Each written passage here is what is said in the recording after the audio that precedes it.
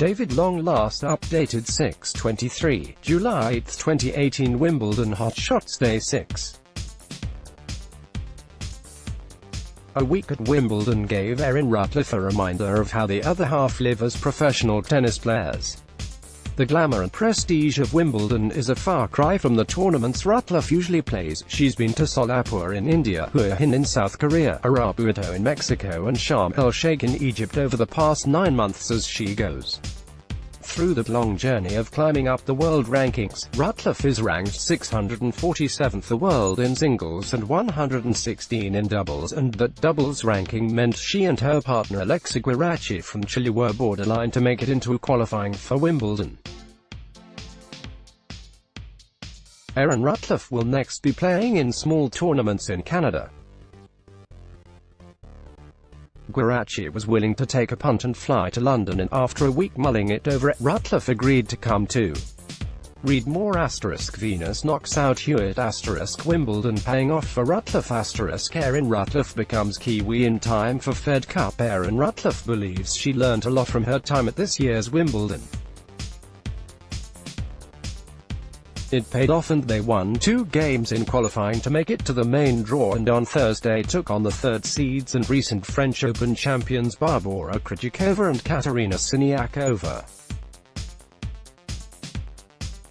They lost 6-2, 2-6, 6-2, but Routliffe will pick up $11,240 in prize money. That's close to what she has earned in her last 7 tournaments combined.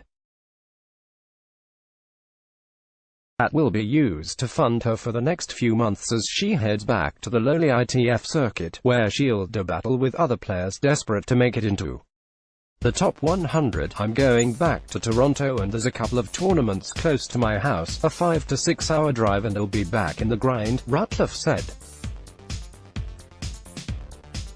I'll be in qualifying in singles, so right back at it. I think coming here will make me play better, obviously in doubles and then in singles too, because you watch and try to do the same things. It's good to see how the people act at the level you want to be at, she added. Even in the gym and the locker room, how focused they are and how disciplined they are, and that's good too. See, even when you're not at that level, but that's where you're aiming to be. It's been really eye-opening, because I've never really paid attention that much, and I've more of an appreciation for top 100 players now. The riches at the top in tennis are immense, and it's a wonderful life playing that Grand Slams and top WTA tournaments, but underneath it's a brutal battle among players who want to get there. The knocks can come thick and fast, and when you're not making much money, focus on the end goal can get lost. It is tough and you have weeks where you aren't really sure what you're doing, and when you're alone it makes it worse, Routliffe said. But I've tried to make some friends on the tour, so even when I'm not with a coach or someone I know, I can be with them. Playing at Wimbledon is without doubt a high for the New Zealand-born, Canadian-raised Routliffe.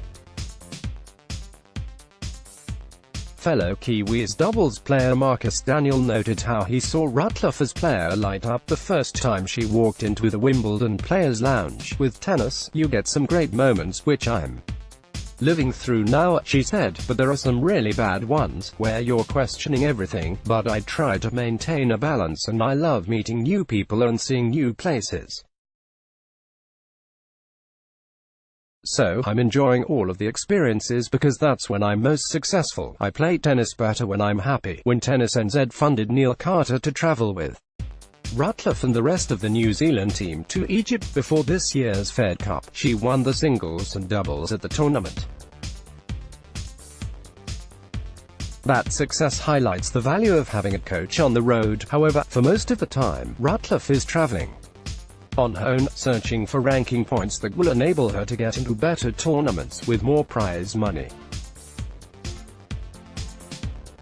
Improving is done more easily with a traveling coach, but to afford one, a player needs to be winning plenty of prize money, and that's hard to do without a coach, so it's a vicious circle. It's definitely not easy at all, Routliffe said. It's nice to have someone with you, mentally, emotionally, and obviously for your tennis game. You think you're doing one thing, and then when a coach looks at you they think something different, so you're having to kind Coach yourself, and it's a huge grind. I think of it in a way that it's something most players have to do, unless they have people funding them. Hopefully I become successful enough so I can get a coach to come with me. I try not to think about it too much, it gets a little lonely, but right now I'm powering through. With Routliffe doing so well in doubles, there is the temptation to give up on singles.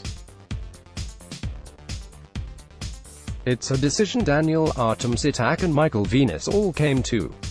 Better to have a comfortable life playing a big tournaments on the doubles circuit, than keep slogging away at small events, chasing the dream to make it in singles. It's tempting, but I'm not going to do it just yet, and hopefully not for a few years, she said. Hopefully I can get my singles going, and I know that I can compete with top players in singles too, and I just need to figure it out. If in a couple of years I decide I'll just play doubles, then that's what I'll do. For now, I'll stick with singles, but it has been fun doing the whole Wimbledon thing. At a glance, born Auckland, age 23, height 1.88 meters, 2018, prize money $32,215, singles ranking 647, doubles ranking 116, Sunday start time